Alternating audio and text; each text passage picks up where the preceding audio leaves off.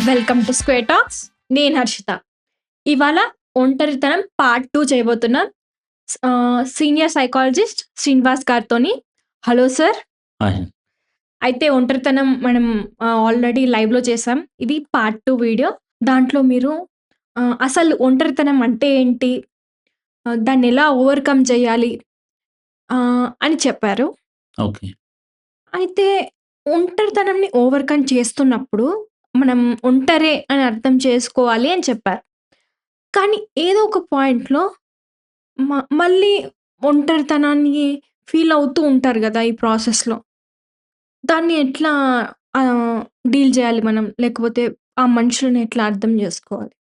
యాక్చువల్‌గా ఏంటంటే అండి, ఇప్పుడు చుట్టుపక్కల ఒక 1000 మందున్నా గూడా, ఒక 1,00,000 మంది అభిమానులున్నా గూడా, ఒంటరితనం ఎందుకు రాదు? చుట్టుపక్కల అంతా సముద్రం నీళ్లున్నా గాని, చేదుకొని తాగడానికి మనకేమన్నా పనికొస్తదా అది? రాదు. రాదు గదా! హ్మ్. అలాగే ఏంటంటే, లక్షల మంది అభిమానులు, కోట్ల మంది అభిమానులు ఉన్నా కూడా, మనిషి ఒంటరిగా ఫీల్ అవుతాడు. కొన్ని కొన్ని సమస్యల్లో, కొన్ని కొన్ని సందర్భాల్లో, ఆ కాంటెక్స్ట్‌లలో అంటే ఒకలాగా ఆలోచించినప్పుడు మనిషి ఒంటరిగా ఫీల్ అవుతాడు. హ్మ్. ఇప్పుడు ఇన్‌స్టాలో లక్షల ఫాలోవర్స్ ఉన్న, సోషల్ మీడియాలో గొప్ప గొప్ప ఫ్రెండ్స్ ఉన్న, లేతే సబ్‌స్క్రైబర్స్ లక్షల్లో ఉన్నా గూడా, వాళ్ళెవరు గూడా మన ఒంటరితనాన్ని భర్తీ చేయడానికి ఏమాత్రం గూడా పనికిరారు.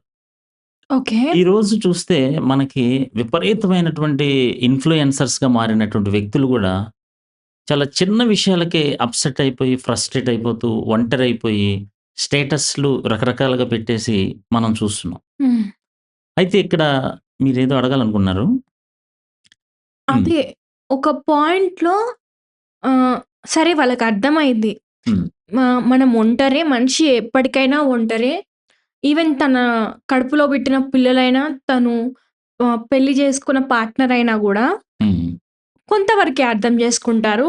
ఒకే ఇంట్లో కలిసున్నా కూడా. యెస్. ఎప్పటికైనా ఎవరి దారిలో వాళ్ళెళ్ళిపోవాలి. ఒకవేళ పిల్లలైతే హ్మ్. వాళ్ళ కుటుంబాలతో సెటిల్ అయితారు. పార్ట్‌నర్ అయితే ఎప్పుడు తన సమస్యల్లో తనుంటుంది. తన ఆరోగ్య సమస్యల్లో. హ్మ్. ఎప్పటికైనా ఒంటరే. హ్మ్. కానీ, కానీ ఎవరో ఒకరుంటే బావుండు అని ఈ హ్మ్. కొన్ని రోజుల తర్వాత గాని, కొంత సమయం తర్వాత గాని ఎప్పుడో ఒకసారి అనిపిస్తూ ఉంటది. హ్మ్. ఆ ఒక్కసారి అనిపించినప్పుడు మళ్ళీ వాళ్ళ ఆ ఊబిలో చిక్కుకుపోతే హ్మ్. ఏం చేయాలి సార్? అంటే యాక్చువల్‌గా మీరు చెప్పినట్టు హ్మ్. ఎవరో ఒకళ్ళు నాతోటి ఉండాలి. లేకపోతే గనక మిస్సింగ్ ఫీలింగ్ అనేది మనిషికి ఉంటానే ఉంటుంది. హ్మ్. నేనేమంటున్నానంటే, నాతో ఎవరు ఉండరు. నన్నెవరు అర్థం చేసుకోరు. నాకెవరు మంచి మాటలు చెప్పరు. నన్నెవరు ప్రోత్సహించరు. నాలో పాజిటివ్ పాయింట్స్ ఏమి మెచ్చుకోరు. నాకెందుకో నాకు నచ్చినట్టుగా నేనెందుకో ఒంటరైపోతున్నాను. నాకు గైడెన్స్ ఇచ్చేవాళ్ళెవరు లేరు. హ్మ్. I'm helpless. హ్మ్. ఐయామ్ హోప్‌లెస్ అనేటటువంటి ఒక మానసిక పరిస్థితికి హ్మ్. వెళ్ళిపోతున్నాను. సో, నేనేమంటున్నానంటే, మీరలా ఒంటరిగా ఎందుకయ్యారు అని అడుగుతున్నాను. హ్మ్. అంటే మీరు ఒంటరిగా అవ్వటానికి కారణం మీ వైఖరా? లేకపోతే ఎదుటి వాళ్ళ యొక్క తప్పా? హ్మ్. ఈ ప్రపంచంలో చాలామంది ఉన్నారు. కానీ వాళ్ళెవరు ఒంటరిగా ఫీల్ అవ్వట్లేదు. మీరు ఫీల్ అవుతున్నారంటే దానికి కారణమైనటువంటి మీ బిహేవియర్ ఏంటనేది ఒకసారి టెస్ట్ చేసుకోమని జెప్పి నేనిప్పుడు అడుగుతున్నా. హ్మ్. అంటే నా ఉద్దేశ్యం ఏంటంటే, మీరు కొన్ని కొన్ని సార్లు రిజిడ్‌గా ఉన్నారనుకోండి కొన్ని విషయాల్లో. హ్మ్. రిజిడిటీ అంటే ఏంటంటే, తాను పట్టిన కుందేటికి మూడే కాళ్ళన్నట్లుగా ఇతరులు మీకు నచ్చినట్టే ఉండాలి. హ్మ్. మీకు నచ్చినట్టుగా లేకపోతే హ్మ్. సడెన్‌గా వాళ్ళని మీరు యాక్సెప్ట్ చేయరు. వాళ్ళని మీరు ఒక ముళ్ళ చెట్టులాగా వాళ్ళని తోసేస్తారు బయటికి. హ్మ్. అంటే ఇంక అంతకు మించి నా దగ్గరికి రావద్దు. నేను మాట్లాడను. నువ్వు నాకు నచ్చినట్టు చేయలేదు అని మీరు వాళ్ళని విసుక్కున్నప్పుడు, ఇబ్బంది పెట్టినప్పుడు వాళ్ళు మీ దగ్గరికి ఎందుకొస్తారు? రారు. ఖచ్చితంగా రారు. సో, అలాంటప్పుడు అలా ఎక్కువ మందిని మీరు దూరం చేసుకుంటే మీ రిజిడిటీ వల్ల, మీ భయంకరమైన రూల్స్ వల్ల, మీ అభిప్రాయాల్లోనే ఎదుటి వ్యక్తి కూడా ఉండాలి అని మీరనుకోవటం వల్ల, హ్మ్. ఎంతోమంది వాళ్ళు దూరమైపోయి, అప్పుడు మీరు ఒంటరని ఫీల్ అయితే దానికి కారణం ఎవరు? మీరే. నేనే. కాబట్టి కొంచెం రిజిడిటీ తగ్గించుకోమని ఒకటి విజ్ఞప్తి చేస్తున్నా. First point. ఓకే. సరే ఒకవేళ మేమంత రిజిడ్ కాదు సార్. మేమంత రూల్ బుక్‌గా ఉండట్లేదు. వాళ్ళు ఏం చెప్పినా అలాగే మేము తల ఊపుతున్నాము. చాలా ఫ్లెక్సిబుల్‌గా ఉన్నాము. వాళ్ళు ఏమడిగినా సరే మేము ఇస్తున్నాము. అయినా గాని మమ్మల్ని ఒంటరి చేస్తున్నారు సార్. మమ్మల్ని అర్థం చేసుకోవట్లేదు. మమ్మల్ని విమర్శిస్తున్నారు. మమ్మల్ని తిడుతున్నారు. మమ్మల్ని చెడ్డగా మాట్లాడుతున్నారు ఎనక్కెళ్ళి. వాళ్ళంతా వేస్ట్‌గా బిహేవ్ చేస్తున్నారు సార్ అని గనుకంటే, మరి వాళ్ళెందుకు మీకు? హ్మ్. వాళ్ళు మిమ్మల్ని బాధ పెడుతున్నప్పుడు, వాళ్ళు పదే పదే మిమ్మల్ని వెనక్కెళ్ళి విమర్శిస్తున్నప్పుడు, పదే పదే యాక్టర్స్‌గా మీ ఎనకాల వెన్నుపోటు పొడిచేటటువంటి వ్యక్తులు హ్మ్. వెళ్ళిపోతేనే మంచిదిగా. అవును. వాళ్ళుండి మీరు ఒంటరిగా లేకుండా ఉండటం కంటే, వాళ్ళు వెళ్ళిపోయి ఒంటరిగా ఉండటమే బెటర్ గదా! అవును. That is the point. Actually ఇక్కడ ఐ ఓపెనింగ్ పాయింట్ ఏంటంటే ఇదనమాట. ఇంకో విషయం ఏంటంటే, లైఫ్ అందరూ నన్ను హర్ట్ చేస్తున్నారు. నాకెవరు లేరు సార్. నాకే సపోర్ట్ లేదు సార్. నాతోటి ఎవరు రారు సార్ అంటే, అసలు మీతో ఎవరు ఎందుకుండాలి? హ్మ్. మీతో కలిసిమెలిసి ఒక తోడుగా ఎప్పుడూ ఎందుకుండాలంటున్నాను. హ్మ్. ఎందుకుండాలంటే, మీరు చిన్నప్పటి నుంచి అట్లా డిపెండ్ అయిపోయారు గాబట్టి. అవును. చిన్నప్పటి నుంచి చెప్తారు అందరూ. హ్మ్. అందరూ కలిసిమెలిసి ఉండాలి. హ్మ్. కుటుంబంతో కలిసిమెలిసి ఉండాలి. ఫ్రెండ్స్‌తో ప్రతిదానికి తోడు. అవును. అక్కడికెళ్ళడానికి తోడు, ఇక్కడికెళ్ళడానికి తోడు, షాప్‌కెళ్తానికి తోడు, అలా తోడు, తోడు, అన్ తోడు, తోడు వల్ల ఏమైందో తెలుసా ఇప్పుడు? డిపెండెంట్ అయిపోయారు మీరు. ఇప్పుడు ఆ వ్యక్తి ఏదో ఒక వ్యక్తి ఉండాలి నాకు. చిన్న పనికెళ్ళినా ఏదో ఒక వ్యక్తి ఉండాలి. సో, ప్రతి దానికి మీరు ఒక వ్యక్తి ఉండాలి, వ్యక్తి ఉండాలి, వ్యక్తి ఉండాలి అని అనుకుని డిపెండెంట్ అయిపోయి, హ్మ్. టోటల్‌గా దానివల్ల వచ్చేటటువంటి డిప్రెషన్ వల్ల, దానివల్ల వచ్చే లోన్లీనెస్ వల్ల మీరు చాలా చాలా బాధకు పడుతున్నారు. హ్మ్. నేనేమంటున్నానంటే, మీరు డిపెండెంట్‌గా ఉండొద్దు అని అడుగుతున్నా. హ్మ్. అండ్ వన్ మోర్ థింగ్ ఏంటంటే, మీతో మీరు టైమ్ స్పెండ్ చేయొచ్చుగా. హ్మ్. ఇప్పుడు నేనున్నాను. ఒక చోటకి ఒక హ్మ్. ఆఫీస్‌కెళ్ళా. హ్మ్. అక్కడ టీవీ లేదు. హ్మ్. నా ఫోన్ ఛార్జింగ్ అయిపోయింది. హ్మ్. మాట్లాడడానికి ఎవరు లేరు. హ్మ్. సో, టీవీ లేదు, డిజిటల్ గ్యాడ్జెట్స్ ఏమీ లేవు. ఫోన్ ఛార్జింగ్ అయిపోయింది. నాతో మాట్లాడటానికి కూడా ఎవరు ఎవరు లేరు. వెయిట్ చేపించారు ఒక 20 నిమిషాలు, అరగంట. హ్మ్. సో, అప్పుడు నేను ఎలా ఫీల్ అవుతాను? కొంచెం బోరింగ్‌గా బోరింగ్‌గా ఫీల్ అవుతా. కదా! హ్మ్. పట్టుమని 5 నిమిషాలు కూడా నీతో నువ్వు స్పెండ్ చేయడానికి నువ్వు బోర్‌గా ఫీల్ అవుతున్నప్పుడు, నీతో వేరేవాడు టైమ్ స్పెండ్ చేయాలంటే బోర్‌గా ఎందుకు ఫీల్ గాడు? ఓకే. అంతేనా కాదా? హ్మ్. సో, అంటే నాతో నేను కంఫర్టబుల్‌గా ఉండటం అనేది నేను నేర్చుకోలేకపోయాను. హ్మ్. నాతో నేను ఒంటరిగా ఉన్నప్పుడు నేను బోర్‌గా ఫీల్ అవుతున్నాను. బర్డెన్‌గా ఫీల్ అవుతున్నా. బరువుగా ఫీల్ హ్మ్. అవుతున్నా. ఎందుకలా ఫీల్ అవుతున్నావు? ఇప్పుడు నేనైతే యాక్చువల్‌గా మార్నింగ్ లేస్తే ఒక 40 మినిట్సో, 1 అవరో నాతో నేను టైమ్ స్పెండ్ చేస్తా. ఏ బుక్కు ఉండదు. ఏ గ్యాడ్జెట్స్ ఉండవు. ఏ మనుషులు ఉండరు. నాతో నేను కొంచెం కంఫర్టబుల్‌గా ఫీల్ అవుతా. అలా ఫీల్ అవ్వటానికి కనీసం మీరు ఒక 2 నిమిషాలన్నా ప్రయత్నం చేయండి. హ్మ్. దానివల్ల ఏంటంటే మీతో మీరు టైమ్ స్పెండ్ చేయగలుగుతారు. మీకు తెలుసా ఒక పరిశోధనలో ఏం జరిగిందంటే చాలామంది ఏదో సిగరెట్ తాగితేనో, లేపోతే ఇంకేదో తాగితేనో నాకు ఐడియా వచ్చిందనుకుంటారు గానీ, హ్మ్. అసలు బ్రైట్ ఐడియాస్ ఎక్కడొస్తాయని తేలిందంటే, మంచి మంచి ఐడియాస్ అన్నీ గూడా హ్మ్. బాత్రూమ్‌లో వస్తాయని తేలింది. ఆ! బాత్రూమ్‌లో రావడం ఏంటి మంచి మంచి ఐడియాలంటే, అక్కడ వాళ్ళతో వాళ్ళు టైమ్ స్పెండ్ చేస్తారు గాబట్టి. ఓకే. అక్కడ ఫోన్‌లుండవు, ఆ! స్నేహితులుండరు, ఓకే. లేదంటే ఎలక్ట్రానిక్ గాడ్జెట్స్ ఉండవు, లేదంటే ఇంకేది ఉండదు. ఓన్లీ వాళ్ళ ఆలోచనలు వాళ్ళు ఆలోచిస్తుంటారు గాబట్టి, వాళ్ళ సమస్యలకు పరిష్కారం సడెన్‌గా ఆ బాత్ టబ్‌లోనే ఎక్కడో వచ్చేస్తా ఉంటది. సో, బ్రైట్ ఐడియాస్ ఎప్పుడొస్తున్నాయంటే, మనతో మనం టైమ్ స్పెండ్ చేసినప్పుడు వస్తున్నాయి. కాబట్టి ఈ విషయాన్ని వ్యూవర్స్ అందరూ గమనించాలని నేను స్పెషల్ రిక్వెస్ట్ చేస్తున్నా. Okay sir. అయితే ఏ అలవాటైనా మార్చుకునేటప్పుడు చాలా ఇబ్బందులు ఎదురవుతాయి. హ్మ్. ఈ ఒంటరితనం నుంచి బాధపడేవారు హ్మ్. తాము ఒంటరి అని యాక్సెప్ట్ చేసి ముందుకెళ్ళడానికి ప్రయత్నించినప్పుడు హ్మ్. ఎలాంటి ఇబ్బందులు ఫేస్ చేస్తూ ఉంటారు జనరల్‌గా? హ్మ్. అంటే యాక్చువల్‌గా ఏంటంటే, చుట్టుపక్కల మనకి నచ్చిన వాళ్ళుంటారు కొంతమంది. అవును. కొంతమంది నచ్చని వాళ్ళు ఉంటారు అవును. యాక్చువల్‌గా. సో, నేనేం అడుగుతున్నానంటే, నచ్చిన వాళ్ళు మీకెందుకు నచ్చారు? నచ్చకుండా ఉన్నవాళ్ళు ఎందుకు నచ్చకుండా ఉన్నారు? ఓకే. ఓకే.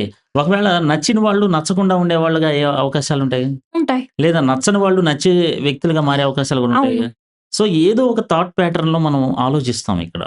ఓకే. సో, చుట్టుపక్కల నలుగురు మనకి నచ్చినోళ్ళుండి, మన శ్రేయోభిలాషులు అనుకున్నోళ్ళుండి, వాళ్ళు మనల్ని కొంచెం పొగుడుతుంటే, మనం చాలా హ్యాపీగా ఫీల్ అవుతాం. అవును. ఓకే. అలాంటి వాళ్ళు నాకు ఒక 5, 6గురున్నారు. సో, వాళ్ళతోటి నేను నా పర్సనల్‌గా చెప్తున్నా. హ్మ్. వాళ్ళతోటి నేను షటిలు అట్లా ఆడుతూ ఉండేవాడిని యాక్చువల్‌గా. హ్మ్. అంటే ఈవినింగ్ 7కి అట్లా ఎళ్లి నైట్ 9 దాకా అట్లా ఆడుతూ ఉండేవాడిని. ప్రతిరోజు. అలా కొన్ని నెలలు వెళ్ళా. వాళ్ళు నేను చాలా క్లోజ్ అనమాట. హ్మ్. ఒకరోజు ఏం జరిగిందంటే నేనెళ్ళేటప్పటికి వాళ్ళేం చెప్పారంటే, "ఈరోజు వద్దులే అన్నా రేపు రా ఈరోజు మాకు పనుంది వేరే చోటకెళ్తున్నాం" అన్నారు. ఏంటి ఎక్కడికెళ్తున్నారు అని నేను క్యూరియాసిటీ తోటి అడిగా అనమాట. అడిగేటప్పుడు వాళ్ళేం చెప్పారో తెలుసా? పలానా ఒక బిజినెస్ మ్యాన్ ఉన్నాడు. ఆ వ్యక్తి మాతోటి కలుస్తున్నాడు. మాకందరికి స్పెషల్ పార్టీ పలానా హోటల్‌లో అరేంజ్ చేశాడు. సో, అందుకని మేమందరం ఆయనతోటి పార్టీకెళ్తున్నాం. మీరు రావాల్సిన అవసరం లేదు అన్నాడు. హ్మ్. అప్పుడెలా ఉంటది మనకి? చాలా కోపమొస్తది. బాధగా ఉంటది. ఇప్పుడు నేను నవ్వుతా చెప్తున్నాను గానీ, ఆ రోజైతే నేను ఎంత ఇది జరిగి 10 సంవత్సరాలయింది. సో, నేనిప్పుడు దాన్ని కొంత బయట పడ్డాను కాబట్టి చెప్తున్నా. అప్పుడు ఎంత బాధగా ఉందంటే, ఒంటరితనానికి డెఫినిషన్ ఇదే. Being separated feeling of being separated from others. హ్మ్. ఇతరులందరూ ఒక గ్రూప్‌గా అయిపోయారు. నేనొక్కడినే వెలివేయబడ్డాను. అంటే హ్మ్. దూరం చేయబడ్డాను వాళ్ళకి. అలాంటప్పుడు నాకు ఒంటరితనం వస్తుంది. అప్పుడు నేను ఒంటరిగా ఫీలయ్యా, బాధగా ఫీలయ్యా, చాలా ఇబ్బందిగా ఫీలయ్యా. వాళ్ళని నేను శత్రువులా భావించా. చాలా కోపమొచ్చింది. ఎవడెలాంటోడైతే మాకేంటి నేనొక్కడినే సింగిల్ ఉంటా. అది ఇది అని చెప్పి కోపం వచ్చేసింది. చాలా ఫీలింగ్స్ వచ్చినియి నాకు. నా మిసెస్ తోటి చెప్పా. నా కుటుంబ సభ్యులతో చెప్పా. సానుభూతికి ట్రై చేశా. అన్నీ చేశా. కానీ నేర్చుకోవాల్సిందేంటో తెలుసా? వాళ్ళు నన్ను పిలవకుండా పార్టీ చేసుకోవటం వాళ్ళకున్న హక్కా కాదా? అవును. వాళ్ళకున్న హక్కే గదా! హ్మ్. కం ఖచ్చితంగా నన్ను వాళ్ళు పిలవాలి అనే ఎక్స్‌పెక్టేషన్ నాకెక్కడొచ్చింది? లేదా వాళ్ళు పిలవకపోతే నేను బాధపడాలని నాకెవరు నేర్పించారు? అసలు బాధ ఎందుకు పడాలి నేను చెప్పండి? మీరందరూ ఒక ఫంక్షన్‌కి వెళ్లారు. నన్నొక్కడినే పిలవలేదు. దానికి నేనెందుకు బాధపడాలి? హ్మ్. రీజన్ ఏంటి? రీజన్ ఏంటంటే సొసైటీ. అవును. మన సమాజం మనకేం చెప్పిందంటే, పలానా వాళ్ళు పిలవకపోతే మీరు జర బాధపడాలి. బాధపడితే అప్పుడు మీరు దాని నుంచి బయటపడతారు. ఏది? ఆ అవమానం నుంచి మీరు బయటపడాలంటే కొద్దిసేపు బాధ అనే ఫేజ్‌లో, ఒంటరితనం అనే ఫేజ్‌లో గడిపి అప్పుడు మీరు అవసరం లేదు. బాధపడాల్సిన అవసరం లేదు. ఎందుకంటే ఎదుటి వ్యక్తి మన వాల్యూని తగ్గించినంత మాత్రాన మన వాల్యూ తగ్గిపోదు. హ్మ్. అది మీరిక్కడ గుర్తుంచుకోవాల్సిన అవసరం. హ్మ్. సో, కాబట్టి నా లైఫ్‌లో చూసుకుంటే నన్ను చాలామంది పిలవలేదు. హ్మ్. చాలామంది వాళ్ళ పెళ్ళిళ్ళకి పిలవలేదు. నాకు బాగా క్లోజ్ మళ్ళీ. హ్మ్. చాలామంది వాళ్ళ ఫంక్షన్స్‌కి పిలవలేదు. హ్మ్. ఓకే. అంత మాత్రం చేత నా వాల్యూ నేనెందుకు తగ్గించుకోవాలి? హ్మ్. మరి ఆ లెక్కన చూసుకుంటే ప్రైమ్ మినిస్టర్ నరేంద్ర మోడీని ఎన్ని వివాహాలకి పిలవకుండా ఉంటారు? హ్మ్. సీఎం రేవంత్ రెడ్డి గారిని ఎన్ని వివాహాలకి పిలవకుండా ఎంతమంది చేసేసుకుంటుంటారు?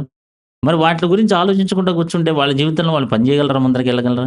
లే వాళ్ళ సెల్ఫ్ రెస్పెక్ట్ దెబ్బతినిపోద్ది గదా! మరి ఇయన్నీ ఆలోచించకుండా కూర్చుంటే. హ్మ్. సో, అంటే నేను సీఎంనయ్యుండి నేను అవసరం లేకుండా వాడు పెళ్లి చేసుకుంటాడా? అని చెప్పేసేసి ఆయన ఫీల్ అవుతాడా? లేదండి. చాలా హాస్యాస్పదంగా ఉంటుంది. సో, అలాగే మీ వాల్యూ మీది. మిమ్మల్ని పిలిచినా ఓకే. హ్మ్. పిలవకపోయినా ఓకే. సొసైటీ ఎలా ఉన్నా ఓకే. హ్మ్. సో, ఫైనల్‌గా ఒక ఎగ్జాంపుల్ చెప్పి కన్క్లూడ్ జేస్తాను. హ్మ్. అదేంటంటే మీకు 'చార్లీ చాప్లిన్' తెలుసు కదా! అవును. 'చార్లీ చాప్లిన్' చాలా కమెడియను. ఆయన చాలా హ్మ్. నవ్వించేవాళ్ళు. ఆయన లైఫ్‌లో ఒకసారి ఒకటి జరిగిన విషయం ఏంటంటే, 'చార్లీ చాప్లిన్' లాగా ఎవరు బాగా యాక్టింగ్ జేస్తారని ఒక పోటీ పెట్టారు. హ్మ్. విషయం ఏంటంటే, ఒరిజినల్ 'చార్లీ చాప్లిన్' గూడా ఎళ్ళాడు. హ్మ్. అదే పోటీలకి. హ్మ్. అందరూ పోటీకి 'చార్లీ చాప్లిన్' లాగా నటిస్తున్నారు. నటించేటప్పటికి ఒరిజినల్ 'చార్లీ చాప్లిన్' కూడా నటించాడు. కానీ ఆయన్ని రిజెక్ట్ చేశారు. రిజెక్ట్ జేసి వేరే 'చార్లీ చాప్లిన్‌ని' టాప్ 1 ఫస్ట్ ప్రైజ్ ఇచ్చి, క్యాష్ ప్రైజ్ ఇచ్చి, ఆయనకి ఈయన అచ్చు 'చార్లీ చాప్లిన్' లాగా చేస్తున్నాడని చెప్పి ఆయన్ని సత్కరించారు. ఒరిజినల్ 'చార్లీ చాప్లిన్‌ని' పక్కన పెట్టారు. హ్మ్. చూసారా? సో, అప్పుడు ఒరిజినల్ 'చార్లీ చాప్లిన్' ఏమన్నా ఫీల్ అవుతాడా? లేదు. ఫీల్ అవ్వడు కదా! ఎందుకని? ఆయనే ఒరిజినల్ ఆయన కదండీ! ఒరిజినల్. తన వాల్యూ తనకు తెలుసు కాబట్టి తను ఫీల్ గాడు. అలాగే మిమ్మల్ని ఎంతమంది రిజెక్ట్ చేసినా, మీ వాల్యూ మీకు తెలిస్తే, మీరెట్టి పరిస్థితిలో అక్కడ 'చార్లీ చాప్లిన్' లాగా మీ సెల్ఫ్ వాల్యూని తగ్గించుకోరు. కాబట్టి మిమ్మల్ని మీరు వాల్యూ ఇచ్చుకోండి. ఎంతమంది వాల్యూ ఇవ్వకపోయినా నథింగ్.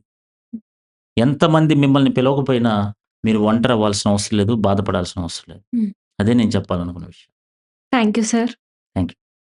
అయితే ఒంటరితనం ఈ పార్ట్ 2 వీడియోలో ఏం తెలుసుకున్నామంటే, ముందు కొంత టైం అనేది మనం సెల్ఫ్‌కి కేటాయించుకొని ఎవరితోనూ ఆహ్, మాట్లాడకుండా, డిస్టర్బ్ గాకుండా ఒక ప్లేస్ సెట్ చేసుకొని, మనకంటూ మనం ఇష్టమైన హాబీస్ కానీ, లేకపోతే ఆహ్, మనం మన థాట్స్‌ని జర్నలింగ్‌గా రాయడం గానీ, ఇలాంటివి. లేకపోతే అసలు మన గురించి మనం ఆలోచించుకోవడం. మనకేమేం హ్యాబిట్స్ ఉన్నాయి? అవి మంచివేనా? మనకి హెల్ప్ చేస్తున్నాయా? లేకపోతే మనల్ని నష్టపరుస్తున్నాయా? ఇలా ఆలోచించుకోవడం. లేకపోతే ఎక్కడన్నా సమయంలో మనం రోజువారీ జీవితంలో ఎక్కడో ఒకసారి వెయిట్ చేయాల్సొస్తది. ఆ టైంలో గూడా ఆలోచించడం గానీ, చుట్టుపక్కల అబ్జర్వ్ చేయడం గానీ, ఇలాంటి పనులతోని మెల్లమెల్లగా మనతోని మనం కంఫర్ట్ అయినప్పుడు ఒంటరితనం అంత బాధగా అనిపించదు. నెక్స్ట్ వీడియోలో మళ్ళీ కలుద్దాం.